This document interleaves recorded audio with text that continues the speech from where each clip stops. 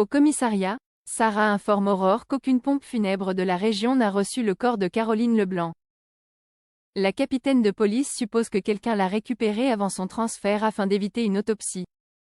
En effet, elle a reçu confirmation de la part de Marianne qu'un infarctus pouvait être provoqué par des médicaments. Sarah va donc étudier les images de vidéosurveillance de la morgue de l'hôpital, tandis que Damien se penche sur une étude graphologique du bon de transport du corps. Quant à Roxane, elle a retrouvé la trace de Johan Elbaz, un client de Drouet, également victime d'une arnaque, avec lequel il s'est violemment disputé la veille de sa mort. Pendant ce temps, William boit un café avec Manon au spoon. La jeune fille remarque que son père est distrait. Il prétend être inquiet pour un patient qui a des complications et déclare devoir retourner rapidement à son chevet. Il enlace Manon pour lui dire au revoir. En la voyant grimacer de douleur, il l'encourage à prendre les anti-inflammatoires qu'il lui a prescrits récemment.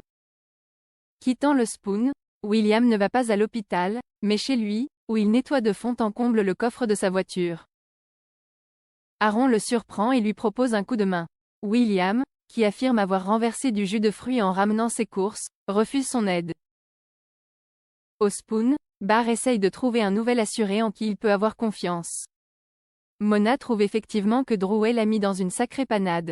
Au comptoir, un client qui n'est autre que Johan Elbaz déclare que Drouet a eu ce qu'il méritait. Puis, sans ajouter un mot, il s'en va. Au commissariat, la police fait le point sur l'enquête. Sarah rapporte que les caméras de surveillance de la morgue ont été désactivées depuis l'hôpital vers 18 h. Quant à Roxane, elle a identifié Johan Elbaz, comme Barr, il a été victime d'une arnaque de la part de Drouet, à hauteur de 80 000 €, ce qui lui donne un bon mobile de meurtre. Tandis que Sarah et Roxane vont l'interpeller, Aurore met Martin au courant. Damien les interrompt, après avoir épluché les relevés téléphoniques de Caroline Leblanc, il a remarqué que le numéro de William revenait souvent. Aurore estime que ce n'est pas anormal puisque Caroline était la patiente de son mari. Toutefois, comme elle avait des antécédents dépressifs, Martin demande à sa collègue d'aller en reparler avec lui.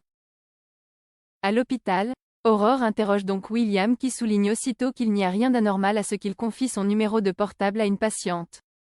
En l'occurrence, Caroline Leblanc souffrait de crises d'angoisse à répétition.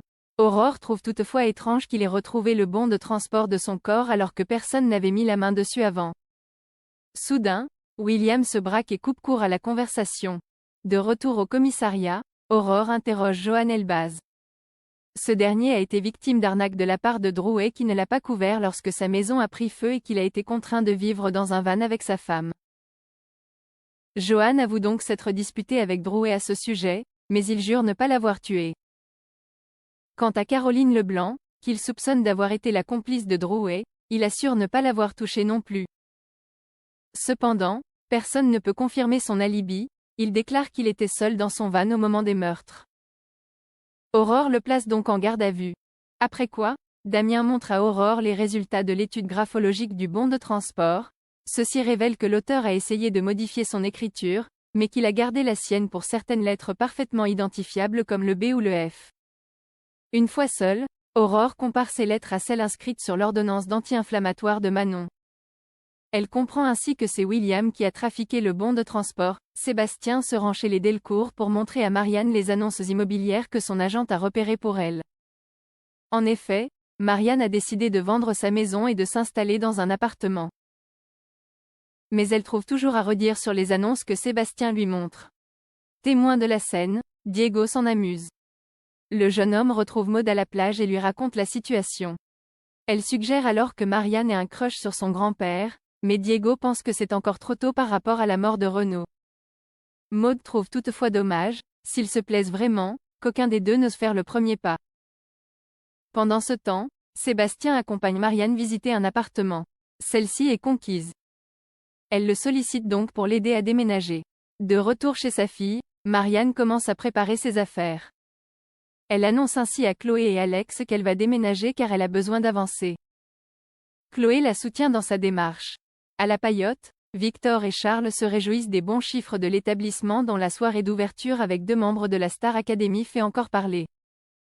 Charles propose néanmoins d'embaucher une autre serveuse, soumettant la candidature de Violette. Mais Victor, qui a déjà engagé Lilou, n'est pas d'accord. Victor et Charles accueillent ensuite Timothée, venu de bonne heure pour déjeuner. Rachel s'occupe de lui, l'installe à une table, puis lui sert un sandwich. Quand elle vient le débarrasser, il se permet de lui donner des conseils pour la préparation du plat, ce qu'elle reçoit sans se vexer. Alors que les deux jeunes font plus ample connaissance, Victor met un terme à leur discussion, reprochant à Rachel de papoter au lieu de servir les clients. Au commissariat, Nordine surprend Timothée en train de faire des recherches sur Rachel. Celui-ci nie en bloc, puis s'en va pour être tranquille. Nordine accuse alors Manon de l'avoir chargé de faire des recherches sur Rachel. Manon déclare que c'est faux, puis s'en va à son tour. Elle retrouve Timothée dans la salle de repos et l'interroge au sujet de Rachel.